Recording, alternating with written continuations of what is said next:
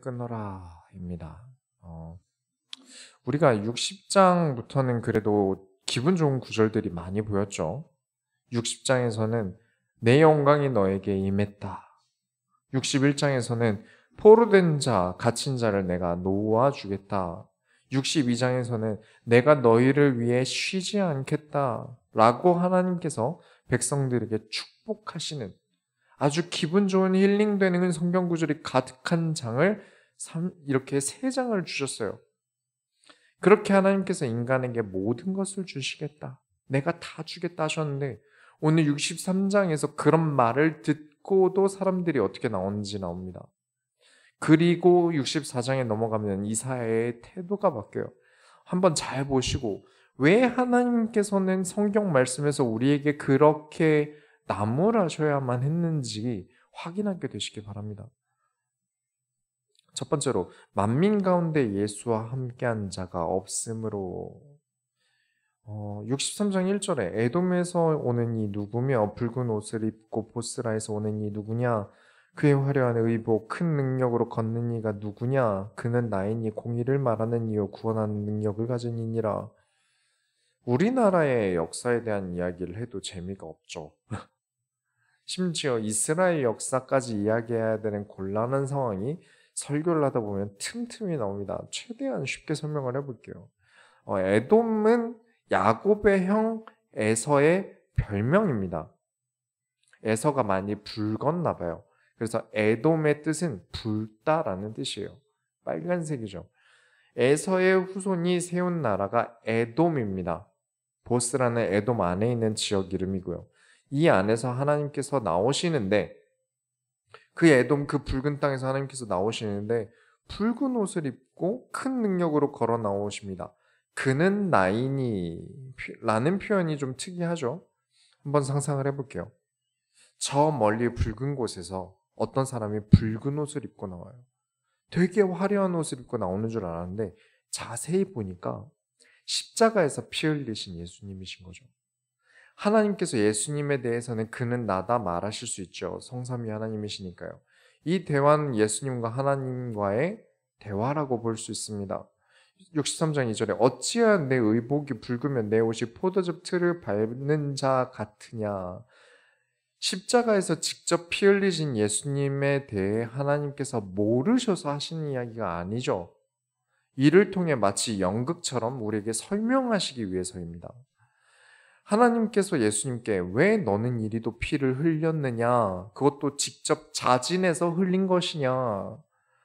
63장 3절부터 5절에 만민 가운데 나와 함께한 자가 없이 내가 홀로 포도즙 틀을 밟았는데 내가 노함으로 말미암아 무리를 밟았고 분함으로 말미암아 짓밟았으므로 그들의 선열이 내 옷에 튀어 내 의복을 다 더럽혔음이니 이는 내 원수 갚는 날이 내 마음에 있고 내가 구속할 해가 왔으나 내가 본즉 도와주는 자도 없고 붙들어주는 자도 없으므로 이상하게 여겨 내 팔이 나를 구원하며 내 분이 나를 붙들었음이라. 만민 가운데 나와 함께한 자가 없었다. 계속 축복되는 말씀을 60장부터 계속 축복한다. 근데 막상 때가 되니까 나와 함께한 자가 없었다. 아무도 예수의 죽음을 나의 일처럼 여기지 않았다. 예수님의 구원의 사역에 대해 마음을 다하지 않았다. 예수님께서는 우리에게 모든 것을 주셨는데 그 백성들은 예수님께 받을 생각 외에는 아무것도 없었다. 그러나 예수님께서는 아무도 없음에 포기하셨습니까? 아닙니다. 분노하셨습니다. 사망을 짓밟으셨어요. 사망을 짓밟으시고 원수를 짓밟으셨습니다. 분명 십자가를 지시는 그때에 아무도 붙들어주는 자가 없었으나 스스로 있는 자께서 스스로 모든 사망의 권세를 이기시고 부활하셨습니다. 6절에 내가 노함으로 말미암아 만민을 밟았으며 내가 분함으로 말미암아 그들을 취하게 하고 그들의 선열이 땅에 쏟아지게 하였느니라. 아까 1절에 에돔 이야기를 했는데 이 에돔이 포도 맛이 정말 좋았다고 해요. 왜 하필 에돔을 가지고 사망, 죽음, 원수에 대해 비유를 하실까요? 아까 야곱의 형이 에서라고 했습니다. 에돔은 이스라엘의 가족 국가겠죠. 이스라엘이 야곱이니까요. 형제 국가여야 되는데 원수가 되었어요. 예수님을 누가 십자가에 매달았습니까? 로마 사람이 매달았나요? 이집트인이 매달았나요? 같은 유대인이 매달았습니다. 그들이 예수님께 사망 선고를, 사형 선고를 내렸어요. 그러나 예수님께서는 그들이 내린 사망을 밟고 다시 일어나셨습니다. 그 안에는 단순한 연민, 백성들을 불쌍히 여기심만 있었던 게 아니라는 겁니다. 그 안에는 예수님께서는 분노도 함께 가지셨어요. 아니, 어떻게, 목사님, 어떻게 우리 예수님께서 분노를 가지고 십자가에 죽으셨다고 할 수 있습니까? 예수님은 사랑이신데요. 여러분, 하나님의 성향에는요, 분노도 있고 질투도 있습니다. 다 있으세요. 사랑이란 말 안에는 당연히 질투도 있어야 하고 분노도 있는 게 정상 아닙니까? 사랑하는 내 백성이 나를 십자가에 매다는데 분노가 없을 리 있겠습니까? 저희 집 고양이가 물을 안 먹어요. 그걸 보고 속상함을 느끼는 저는 저희 집 고양이를 사랑하지 않는 거겠네요. 억지로 물을 먹이는데 엄청 반항해요. 그래서 화가 나요. 그럼 저는 우리 집 고양이를 싫어하는 거겠네요. 자녀가 말을 엄청 안 들어서 한번 크게 혼내고 화내는 부모는 자녀를 사랑하지 않는 건가요? 지금 만민 가운데 단 한 명도 예수와 함께 십자가를 짊어질 생각이 없는 그때에도 사랑으로 구원을 이루신 예수님께서는 슬픔도 불쌍히 여김도 분노도 다 있으시겠죠. 중요한 점은 한 명도 없었다는 겁니다.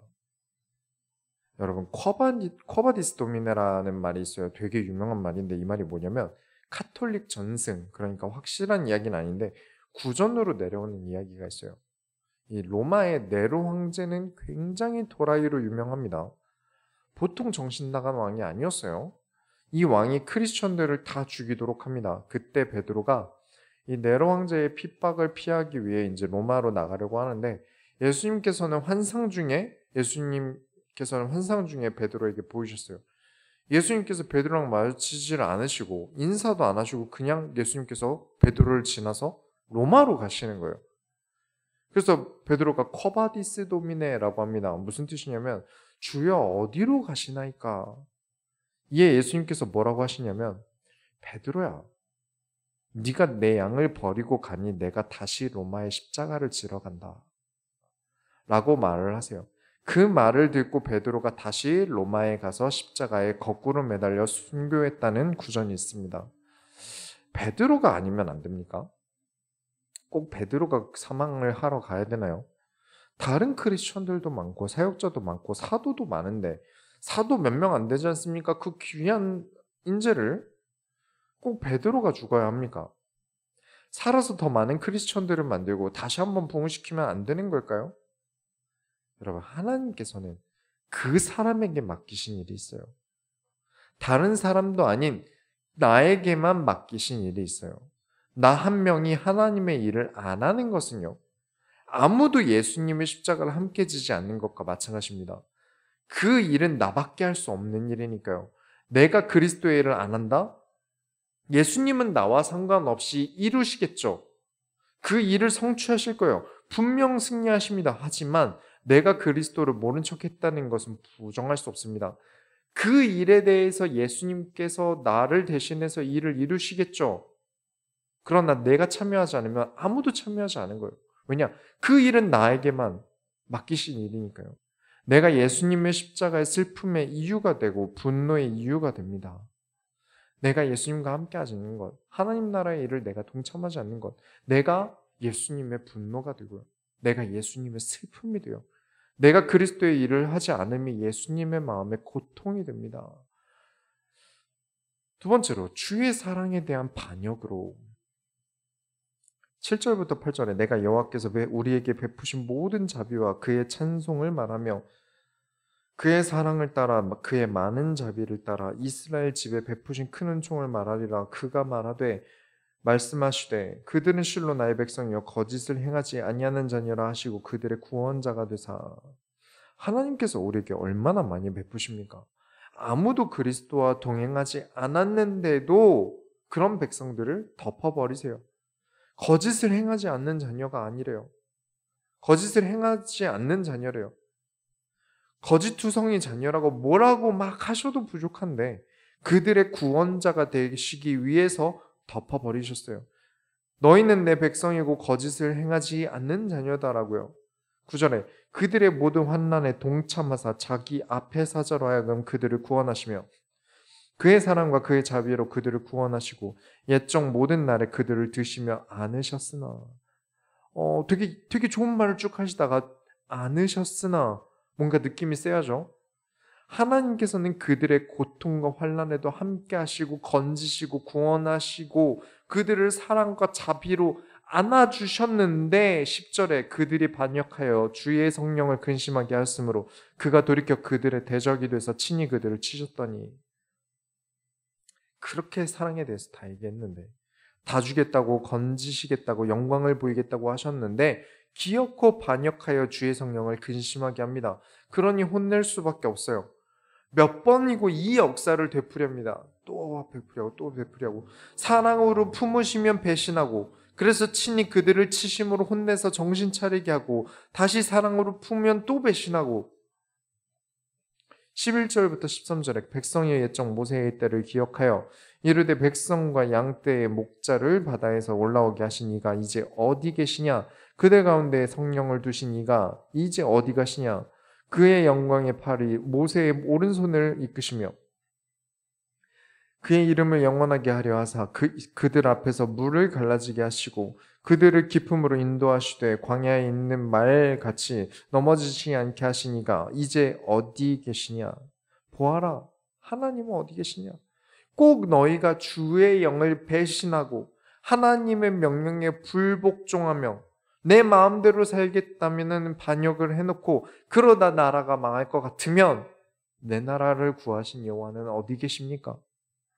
지금 현대식으로 말하면 교회도 대충 다니든 말든 하다가 안 다니고 그러다가 망하고 그래도 옛날에 열심히 다녔는데 하나님은 날 안 지켜주시고 뭐 하시냐고 따져요. 똑같습니다. 교회를 다녀도 전혀 하나님 말씀에는 귀를 기울이지 않고 그의 명령에는 불복하고 내 마음대로 살겠다면서 방황해놓고 뭔 일이 생기면 하나님이 어떻게 나한테 그러실 수가 있어요? 라고 따지고 온라인에서 나도 교회 다녀봤는데 다 등신들이다 라면서 글을 싸지르고 이 역사를 몇 번 반복하는지를 모르겠습니다. 정말 그리스도를 신의 존재를 부정하는 시기를 꽃피우다가 세계대전이 터졌어요. 그제서야 신의 존재를 찾느라 바빴어요.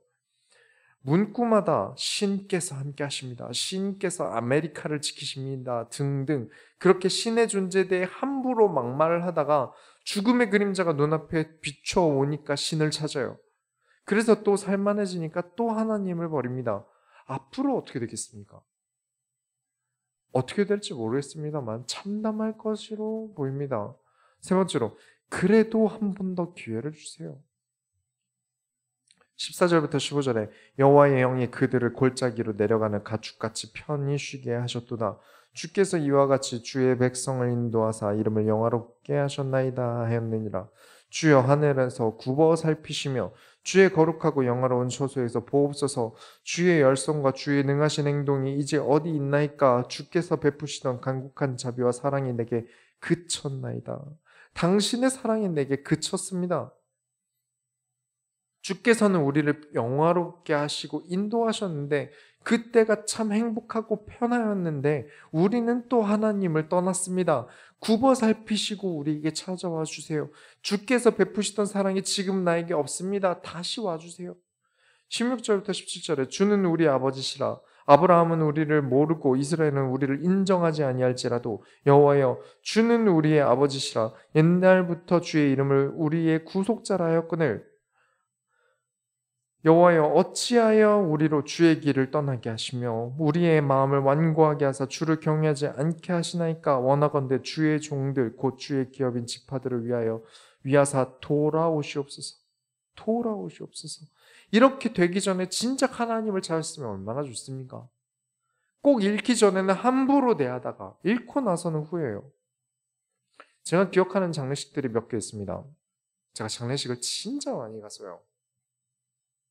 그 중에 알코올 중독자이신 남편분이 계셨는데 그 아내분이 엄청 고생하셨어요. 진짜 술에 쩔어서 하니까 아내분이 고생을 정말 많이 하셨어요. 그렇게 고생하다가 결국 아내분이 먼저 돌아가셨어요. 그걸 보고 남편분이 여보 내가 미안해, 내가 너무 미안해, 내가 이렇게 살면 안 되는데 이렇게 소리를 지르면서 우는데 그러면서도 소주를 한 손에 들고 마시면서 내가 미안해, 내가 미안해. 내가 술 먹으면 안 되는데. 딱 이스라엘 꼴이 그래요. 하나님 자녀라면서 하나님 앞에 진실하게 행하지 않는 사람들의 모습이 딱 그래요. 그리고 또 기억나는 장례식이 하나 더 있는데 남편분이 목공일을 하셨어요. 되게 장인정신을 가지고 계신 분이셨어요. 멋지셨어요. 근데 아내분이 돈도 안 되는 거 한다고 맨날 갈궈서 한 푼이라도 더 벌려고 할 줄 아는 건 이거밖에 없다고 목공하시는 분이 되게 싼 가격으로 팔기로 하고 최대한 많이 일을 얻었어요. 정말 헐값에 얻었어요. 그래서 일이 많아지니까 잠도 못 주무시고 자세도 안 좋게 계속 목공일을 하시다가 목 뒤쪽에 신경이 터져서 뇌사 상태가 되셨어요.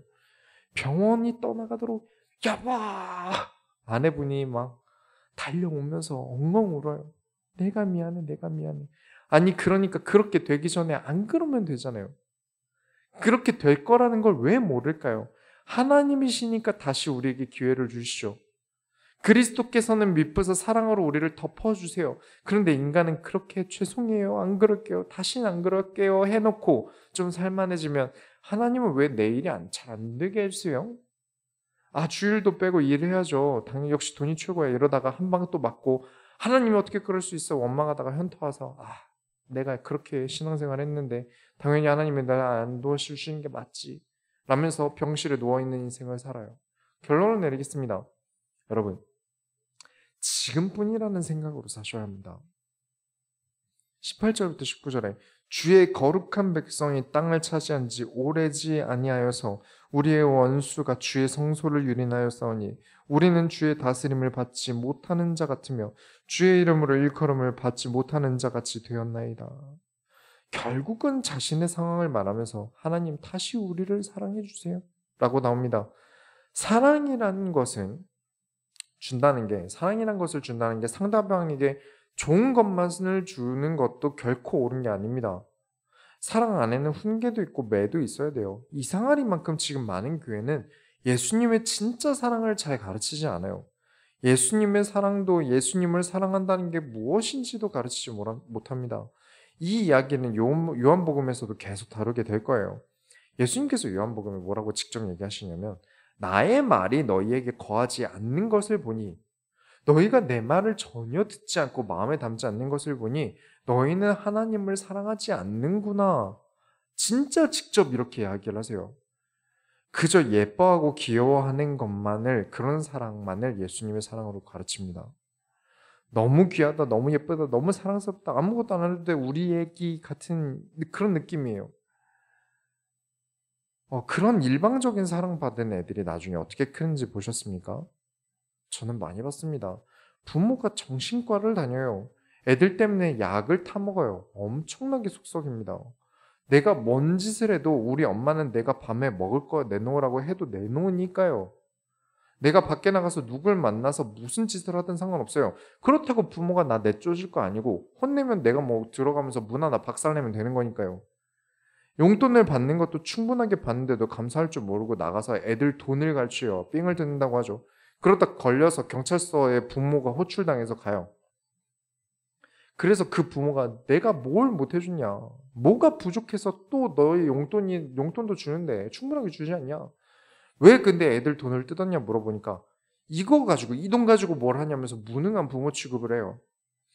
한두 명 한두 집 본 게 아닙니다. 특히 아버지가 집안 관리를 안 하고 그냥 돈만 벌어다 주는 집이 특히 그래요. 아버지가 남자애가 더 엇나가기 전에 진짜 개패듯이 패야 됩니다. 무서운 줄은 몰라요. 맨날 애가 사고치고 오면 자기는 아무것도 안 하면서 아내분한테 집에 있으면서 애 교육을 어떻게 시킨 거야? 이러고 애한테는 화 안 내고 아내한테 화내고 거짓그래요. 그러니 애가 엄마를 더 우습게 보고 엄마를 더 학대하죠. 그런 아버지는 아이를 사랑하는 게 아닙니다. 그냥 의무만 남은 거죠. 그런데 그런 걸 원하잖아요. 우리 하나님 아버지는 내가 원하는 거 다 해주셔야 되는 좋은 분이셔야 되고 나를 혼내실 리 없고 나에게 고난을 주실 리 없고 많은 교회들이 아버지 사랑을 노래한다면서 내가 필요한 돈을 주고 나를 실망 안 시키는 몸종 아버지 취급을 해요. 그러면 하나님 아닙니다. 진짜 하나님 아버지는 우리를 훈계하시고 가르치시는 하나님이셔야 합니다. 그게 진짜 사랑하신다는 증거고요. 60장부터 62장까지 사랑만 주셔봤는데, 정말 아껴만 주셨는데, 겨우 3장 지났는데 주자마자 이스라엘 백성들이 지금 얼마나 엇나가는지 보았습니다. 그래서 64장에서는 이사야가 말합니다. 역시 이 백성은 안 됩니다. 좋은 말로 해서 될 백성이 아닙니다. 훈계를 알며 존경을 배운 자만이 좋은 말로 해도 알아듣습니다. 부모가 친구인 줄 아는 아이들은 좋은 말로 해서 못 알아듣거든요. 부모는 존경을 받을 수 있어야 돼요. 무조건 혼내라 이 뜻이 아니라, 패라 이 뜻이 아니라, 부모는 존경을 받을 수 있어야 됩니다. 우리 소원교회는 존경받으실 하나님으로 가르쳐야 합니다. 충분히 존경을 받으시고 영광을 받으시기 합당한 하나님으로 교육해야 됩니다. 교회가 해야지 학교에서 하겠습니까? 그렇죠. 예수님이 십자가 지시는데 몸둘 바를 몰라줘. 저거 내가 들어드려야 되는데. 그게 아니라 아무도 없었다. 그렇죠. 하나님에 대한 존경과 존중이 없는 것입니다. 유일하게 하나님을 가르치는 기관인 교회가 이를 가르치지 않는다면 악순환이 계속될 뿐이에요. 이 악순환을 끊기 위해 우리가 하나님을 존경하며 존중함으로 하나님께서 좋은 말로 가르치셔도 충분히 알아듣게 되므로 크게 응답받고 크게 번성하게 되시기 바랍니다. 우리가 하나님의 소원을 이루어드립시다. 하나님 감사합니다. 우리가 하나님 아버지를 존경하며 존중할 수 있도록 올바른 말씀을 깨닫게 하여 주옵소서. 올바른 말씀을 알며 우리가 날마다 그리스도의 일에 동참하게 하여 주옵소서. 살아계신 예수 그리스도의 이름으로 기도드렸습니다. 아멘.